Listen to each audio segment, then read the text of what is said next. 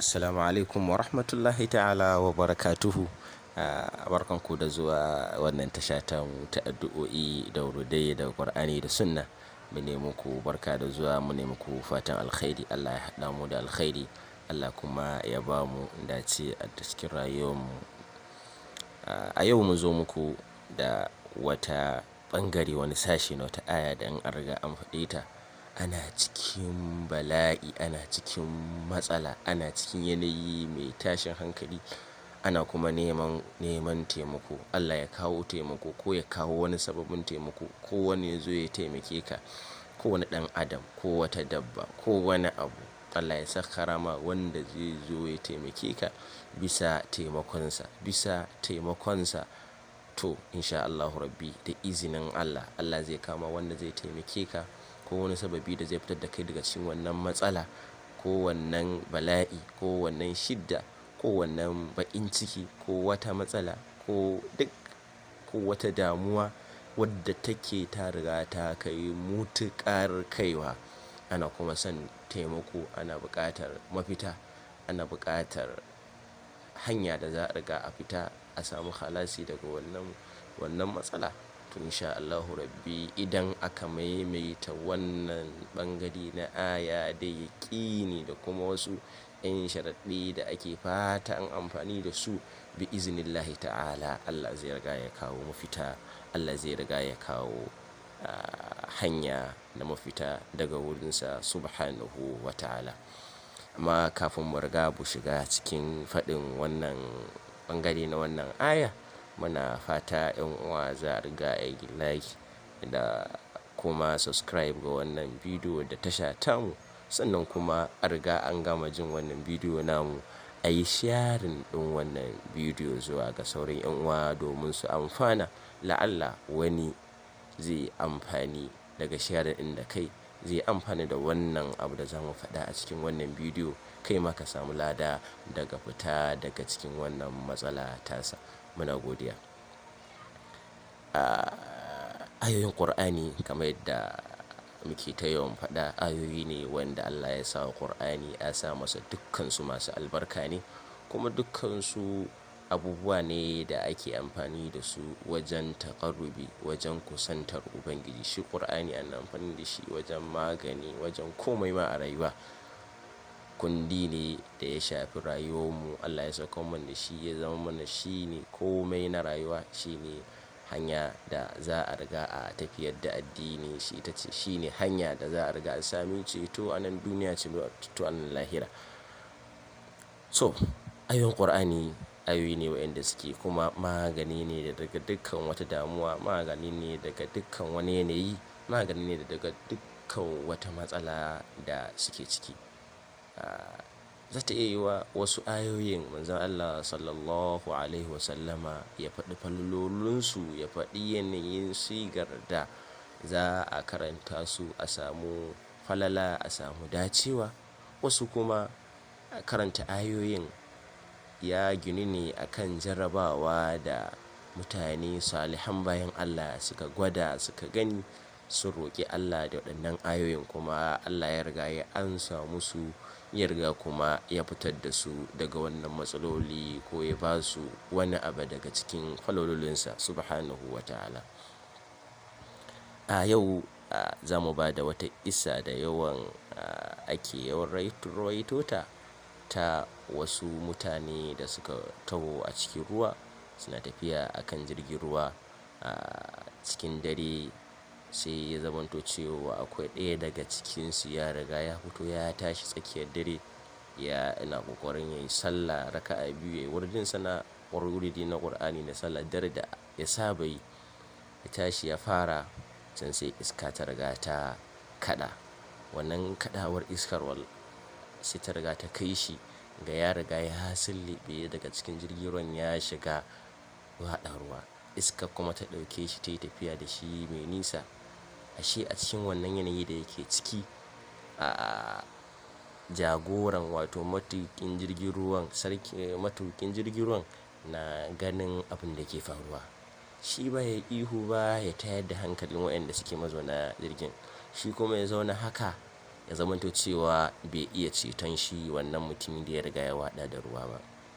A wannan yanayi yana zaune yana hango abin da yake faruwa, yana cikin damuwa, sai kawai ya ga wani tsuntsu daga sama ya zo daidai kan wannan mutumin, ya yi irin cafan nan kamar ta ƙugiya, ya riga ya cafi wannan mutumin da ke cikin ƙoƙarin ya riga ya nitse, ya cafe shi, ya ɗauko shi kamar ya ɗauko shi daga cikin ruwan nan ya dawo da shi ya riga ya kawo shi cikin jirgin ruwan nan. Bayan kuma ya riga ya dawo da shi cikin ruwan nan, sannan wannan tsuntsu ya riga ya zo daidai kunnensa, ya wata magana, ya daki kunnensa, ya ɗan yi wata magana, alamun ya ne masa magana, sannan ya tashi ya riga ya tafi. To bayan an yi haka, shi wancan mutum ya tashi ya koma cikin jirgi ya samu ya kwanta.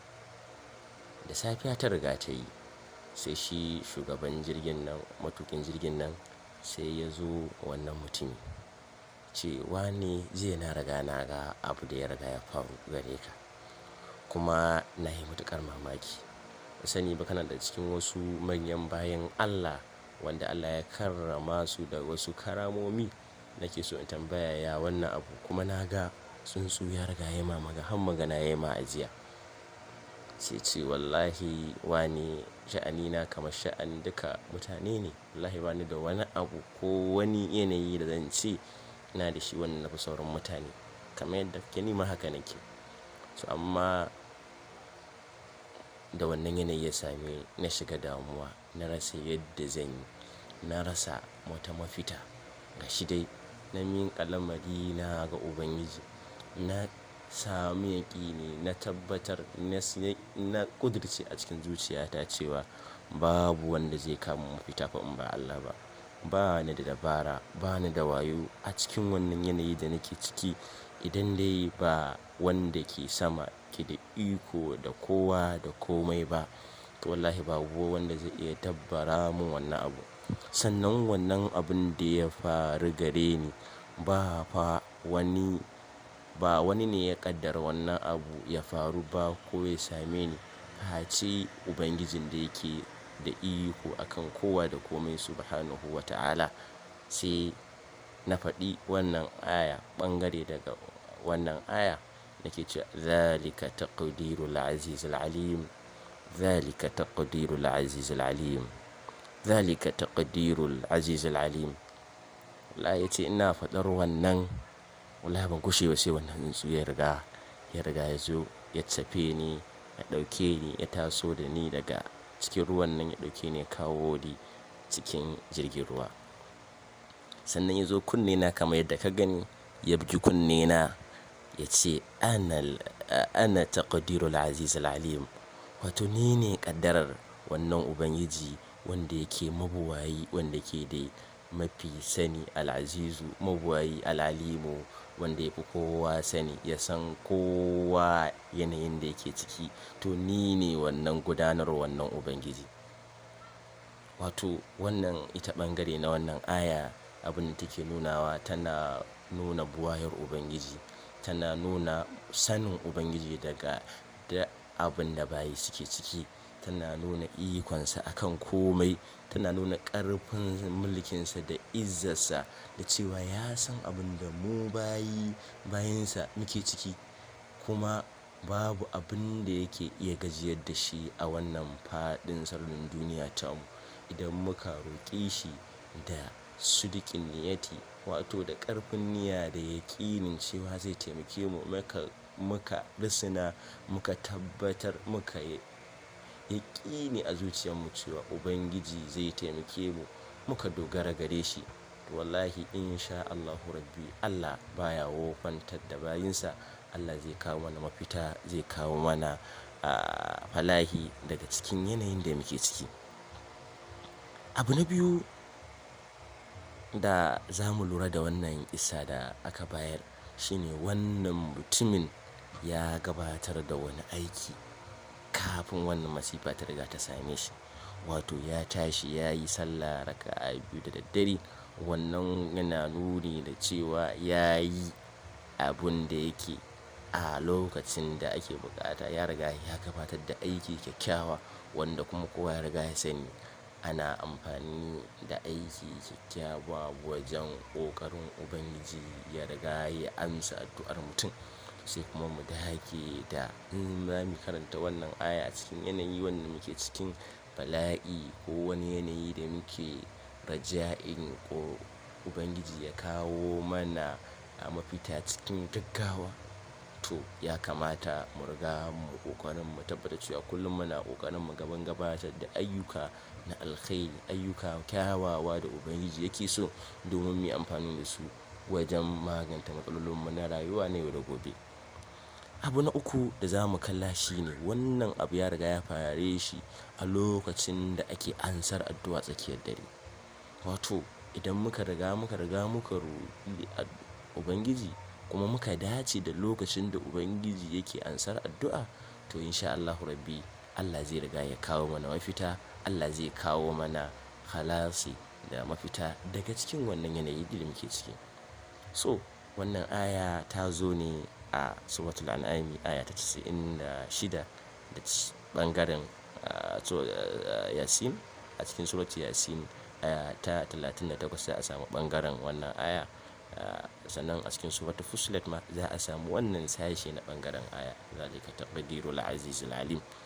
So wannan kamar yadda muka faɗa, wannan hanya faɗin wannan ɓangare na wannan aya cikin yanayi na matsala, cikin yanayi na damuwa, cikin yanayi na neman taimakon Ubangiji cikin gaggawa, yanayin da mutum ba shi da wata hanya, ba shi da wata mafita, ba shi da wani sababi na ɗan adam ko na rayuwa da hankali zai kawo ya fita daga cikin wannan yanayi, da kuma miƙa wa Ubangiji lamari a wannan yanayi, da ikirari da tabbatar da cewa babu wanda zai iya taimakonsa a cikin wannan yanayi face Ubangiji Subhanahu wa ta'ala.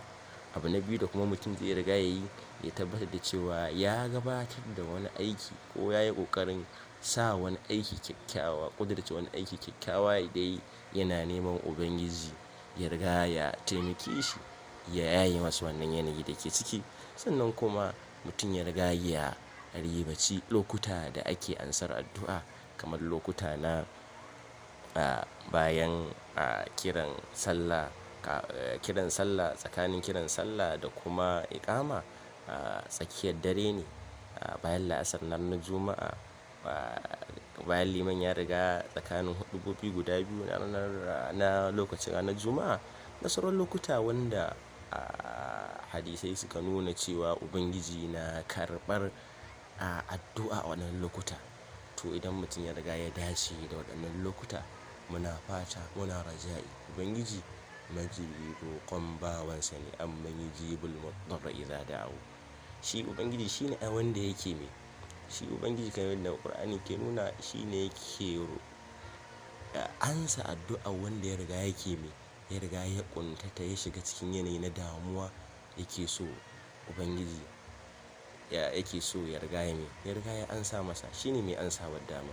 To muna fata 'yan uwa za su samu mafita da karanta wannan 'yan nasihohi da muka riga muka bayar da wannan addu'a, kuma muna addu'ar Allah ya amfane mu da wannan abu da muka riga muka faɗa. Allah ya sa jama'a da yawa su amfana da wannan abu da muka riga muka faɗa a wannan bidiyo. Muna kuma neman 'yan uwa da su riga su liking da kuma subscribe na wannan tasha tamu, sannan kuma su sharing wannan bidiyo da suka ji ga sauran 'yan uwa domin su amfana, kuma mutane da yawa su masu amfana da dalilinsu. Mun gode. Wassalamu alaikum warahmatullah.